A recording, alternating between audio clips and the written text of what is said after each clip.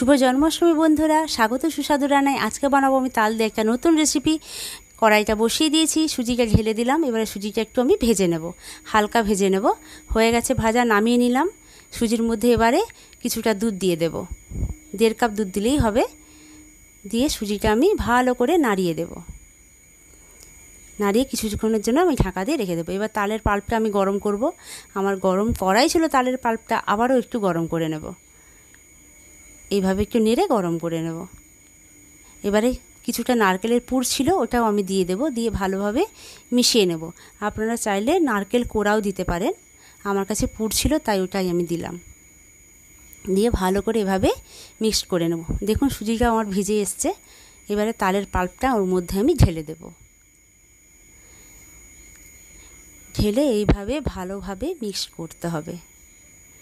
দেখুন সুন্দরভাবে মিক্সড করে নিতে হবে। হয়ে গেছে মিক্সড করা। এবারে স্বাদ মতো নুন দিয়ে দেব। নুন দিয়েও আবারও এইভাবে আমাকে মিক্সড করে নিতে হবে। এবারে দিয়ে দেব কিছুটা ময়দা। ময়দাকে আমি চেলে রেখেছিলাম আগে থেকেই। দেখুন এইভাবে আমি মিক্সড করব। হয়ে গেছে ডো বানানো একটা। এবারে কিছুক্ষণের জন্য ঢাকা দিয়ে রেখে দেব। এবার কড়াইটা বসিয়ে দিলাম। এবারে চিনি দিয়ে দিলাম 1 কাপ, আর 1 কাপ জল দিলাম। আমি একটা শিরা বানাবো। এবার কিছুটা মৌরি দিয়ে দিলাম, আর দিয়ে দিলাম 1 চামচ ঘি। ততক্ষণে আমি পিঠেগুলো বানিয়ে নেব। দেখুন এইভাবে পিঠেগুলো আমি বানাবো। ছোট্ট ছোট্ট করে গোল গোল করে এইভাবে শেপ দিয়ে বানাবো। আপনারাও এইভাবে বানাবেন। হাতে একটু সামান্য তেল মেখে নেবেন, তাতে কিনা হাতে লেগে যাবে না, জড়িয়ে যাবে না।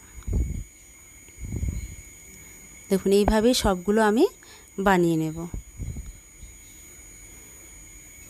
একটু সময় লাগবে।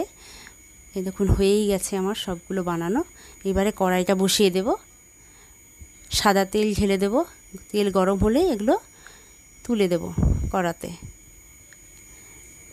এগুলো এবার ভেজে নেব, একটু হালকা বাদামি করে ভেজে নেব। দেখুন ভাজা হয়েই এসছে। এবারে আমি নামিয়ে নেব এগুলো। নামিয়ে যে চিনির শিরাটা বানিয়ে রেখেছিলাম ওর মধ্যে দিয়ে দেব। দিয়ে একটু নেড়ে আবার ঢাকা দিয়ে রেখে দেব। বাকিগুলো এইভাবে আমি ভেজে নেব। একটু সাবধানে ভাজবেন যাতে ভেঙে না যায়। আর এটা বানিয়ে দেখবেন, খেয়ে খুব সুন্দর হয় খেতে। এইভাবেই বানাবেন। দেখুন এগুলোও ভাজা হয়ে গেছে, আবারও এর মধ্যে দিয়ে দিলাম। নামিয়ে নেব। ভালো লাগলে লাইক করবেন, শেয়ার করবেন, আর সাবস্ক্রাইব করে পাশে থাকবেন।